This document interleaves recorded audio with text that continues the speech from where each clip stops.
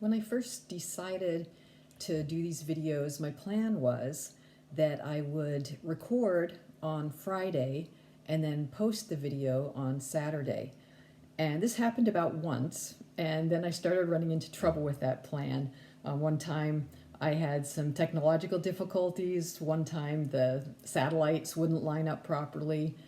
And then this last weekend, the difficulty that I had was just emotional. I just couldn't get myself together to be able to do this. So I ended up being late with recording this video. But as I told someone in church this morning, this was an artificial goal that I set for myself. And so if I don't make the goal, it's really okay. So I'm a day late, maybe 2 days late, depending on how much trouble I have recording this, but that doesn't matter, right? Tell me it doesn't matter. So let's go ahead with our study for today. We're going to start in the New Testament with some of Jesus' words, and we're going to be reading from Matthew 4. So let me read that. This is verses 1 through 11. Let me read that to you. Then Jesus was led up by the Spirit into the wilderness to be tempted by the devil. And when he had fasted 40 days and 40 nights, afterward he was hungry. Now when the tempter came to him, he said, "If you are the Son of God, command that these stones become bread." But he answered and said, "It is written, man shall not live by bread alone, but by every word that proceeds from the mouth of God." Then the devil took him up into the holy city, set him on the pinnacle of the temple, and said to him, "If you are the Son of God, throw yourself down, for it is written, he shall give his angels charge over you, and in their hands they shall bear you up, lest you dash your foot against a stone." Then Jesus said to him, "It is written again, you shall not tempt the Lord your God." Again the devil took him up on an exceedingly high mountain and showed him all the kingdoms of the world and their glory. And he said to him, "All these things I will give you if you will fall down and worship me." Then Jesus said to him, "Away with you, Satan, for it is written, you shall worship the Lord your God, and him only shall you serve." Then the devil left him, and behold, angels came and ministered to him. You might have recognized the place where Satan was quoting scripture from. Last week, if you watched my last week's video, last week we looked at Psalm 91, and that's the psalm where Jesus gives us the picture of God as a mother hen gathering her chicks under her wing. But here Satan brings this psalm up again, and he quotes it to Jesus. So we're going to take a look at this psalm again. We're going to look at it on 3 levels. The first level is going to be the historical level, and then we're going to look at what it meant to the people who were around in Jesus' day, and then we're going to talk a little bit about what the psalm means for us today. So first of all, historically, the psalm was written by Moses. I know most people think that all the psalms were written by David, but that's simply not the case. Moses wrote a good many of them, and they were recorded and then compiled in David's time. Also, there was several other people. If you go check through the book of Psalms, you'll see that a lot of them will say who the composer of the song is. But this particular one was written by Moses, and scholars think that it was written by Moses right after the building of the tabernacle. So this is when the children of Israel are still wandering around in the desert. I'm going to read this to you, and I know I read it last time, but I'm going to read it again. And while I'm reading it, I want you to be thinking about what you know about the children of Israel when they were in the desert, all the difficulties that they faced, and why this would be a very apt psalm for them. So Psalm 91. "He who dwells in the secret place of the Most High shall abide under the shadow of the Almighty. I will say of the Lord, he is my refuge and my fortress, my God, in him I will trust. Surely he will deliver you from the snare of the fowler and from the perilous pestilence. He shall cover you with his feathers, and under his wings you shall take refuge. His truth shall be your shield and buckler. You shall not be afraid of the terror by night, nor of the arrow that flies by day, nor of the pestilence that walks in darkness, nor of the destruction that lays waste at noonday. 1,000 may fall at your side, and 10,000 at your right hand, but it shall not come near you. Only with your eyes shall you look and see the reward of the wicked. Because you have made the Lord, who is my refuge, even the Most High, your dwelling place, no evil shall befall you, nor shall any plague come near your dwelling. For he shall give his angels charge over you, to keep you in all your ways. In their hands they shall bear you up, lest you dash your foot against a stone. You shall tread upon the lion and the cobra, the young lion and the serpent you shall trample underfoot. Because he has set his love upon me, therefore I will deliver him. I will set him on high, because he has known my name. He shall call upon me, and I will answer him. I will be with him in trouble. I will deliver him and honor him. With long life I will satisfy him and show him my salvation. So this was a very literal promise to the Israelites as they were in the desert. They were protected from lions, and they were protected from snakes. The terror in the night and the arrow that flies by day. God, with his protection of the cloud during the day and the pillar of fire at night, was providing protection, physical protection from all these things for the people who were wandering in the desert. They had to deal with arrows and pestilence, terror and destruction, plagues, lions and serpents. And Moses is urging the Israelites to continue to abide under the shadow of the Almighty to get protection from these things. This is a song written in counterpoint to another song that Moses wrote. And that song is a much longer one, and it's recorded in Deuteronomy 32. It was written later than this particular psalm, and it records what Moses is telling the people what's going to happen to them when they forsake the shelter of their Almighty God. Not if they do, but when they do. And we see several parallels with this Psalm 91, and some of them are in Deuteronomy 32. We see a mother eagle who is protecting her young with her wings. We see arrows and destruction. We see wild beasts and serpents. We see swords without and terror within. We see 1,000 fleeing and 10,000 fleeing. So very much in parallel with what I just read to you in 91.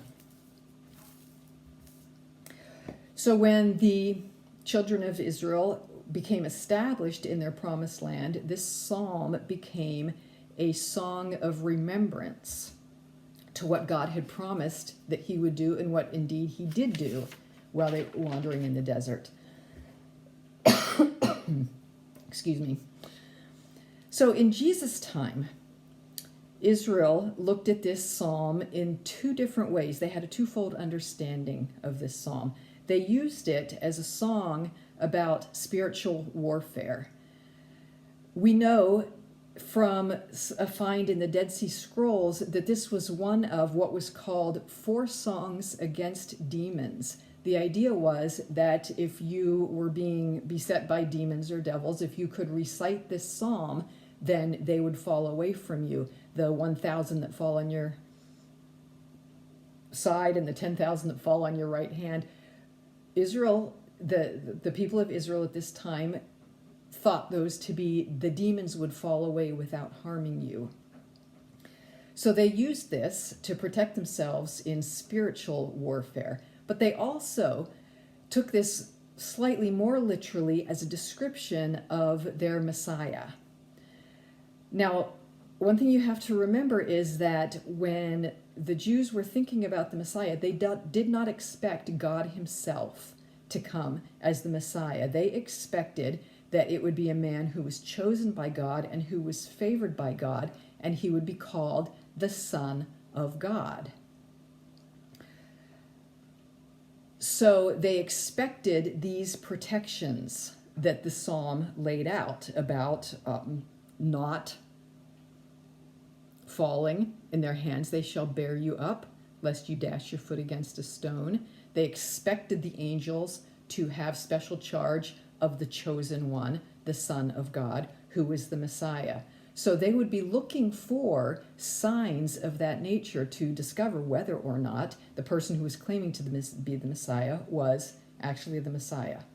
So Satan's quotation to Jesus here is really interesting because there's 2 different aspects. First of all, his quotation is from a psalm that was used to protect a pious Israelite from himself, from Satan. So by Satan, it's kind of an oxymoron for Satan to be quoting this psalm to Jesus, because he's saying you're going to be protected from me. But it also quite literally is describing the expectation of the Jewish Messiah.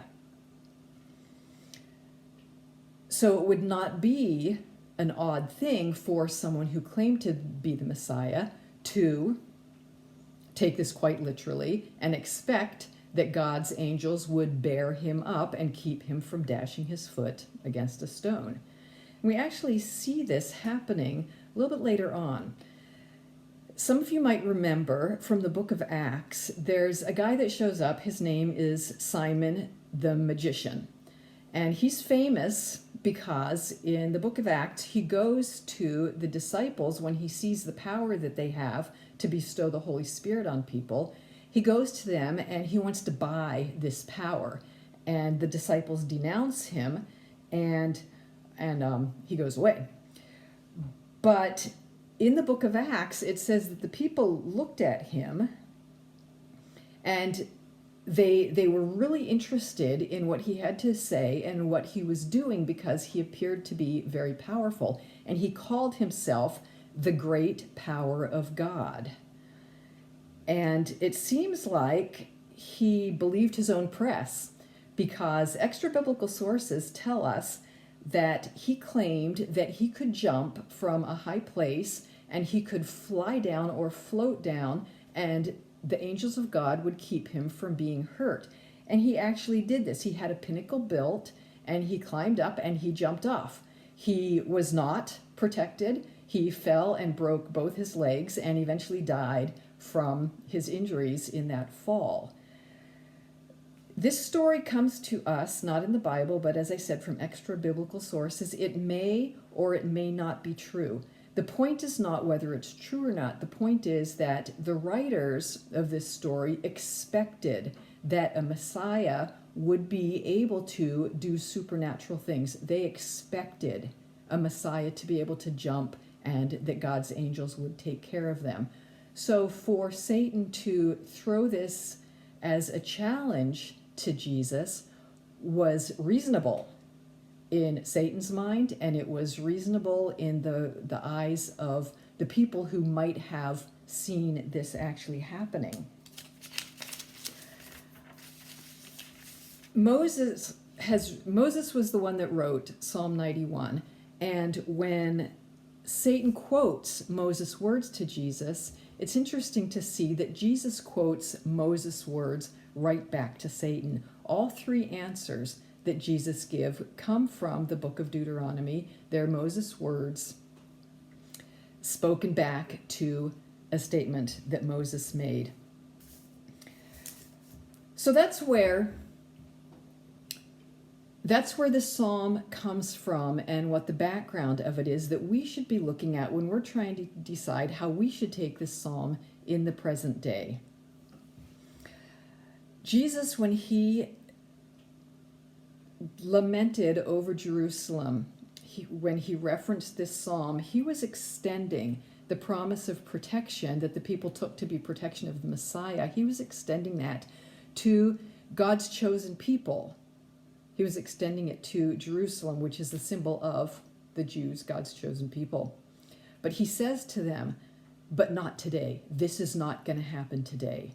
It's not going to happen until the day that you say, blessed is he who comes in the name of the Lord. So in our day, we have seen this psalm being used in lots of different areas. One of the areas you might recognize is the sects of Christianity that we have in our country that are snake handlers. They believe that a proof of God's favor on you is you can wade into the snake pit and handle poisonous snakes. And they actually do that. I think it's down in the South, but don't quote me on that.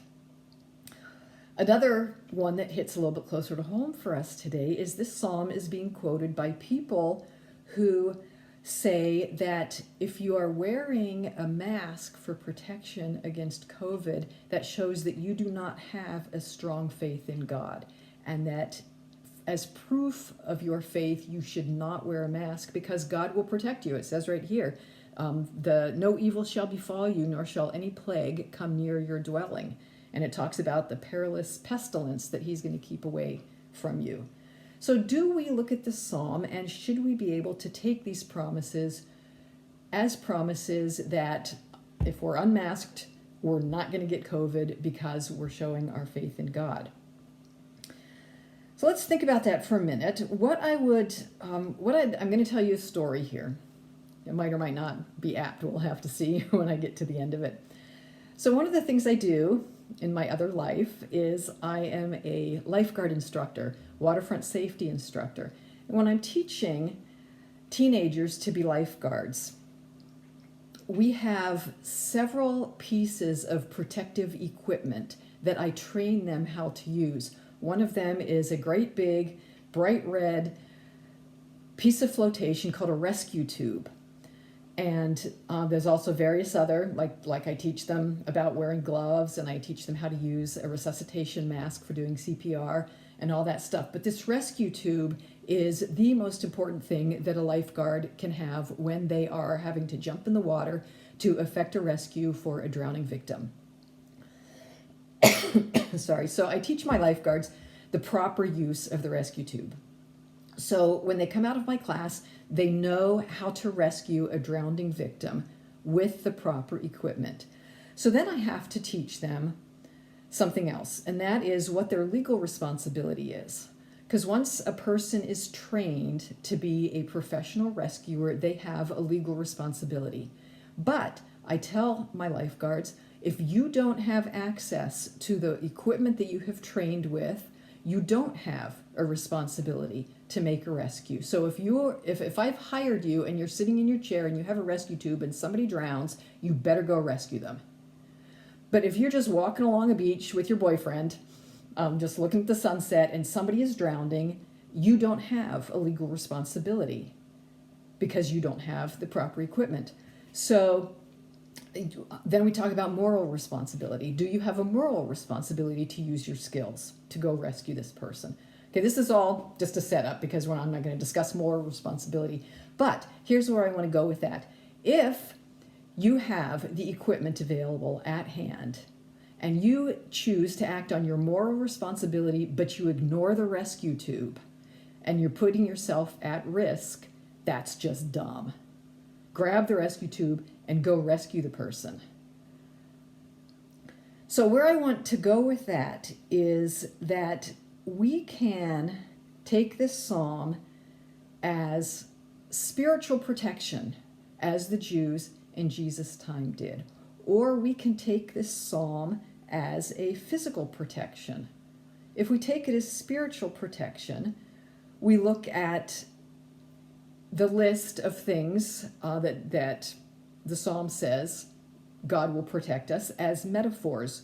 And that's not hard to do. We see truth as a shield to protect us against the arrows of the devil. We don't need to be afraid. God has promised that he will keep us, that he is with us, and that he'll deliver us. These are all spiritual protections that we can certainly take to ourselves. And the image of God protecting us under his wings, gathering us as children, this is certainly a picture that we can use as a spiritual metaphor. We can take it as physical protection. Literally, we will be unstoppable in battle. Literally, we can trample on a cobra. But God gives us equipment. We have that rescue tube. We can grab the rescue tube. We can grab the mask and put it on. Because here's the thing. When you're deciding whether or not to take this as spiritual protection or as physical protection and claim these promises, just think about what Jesus did. Jesus didn't jump.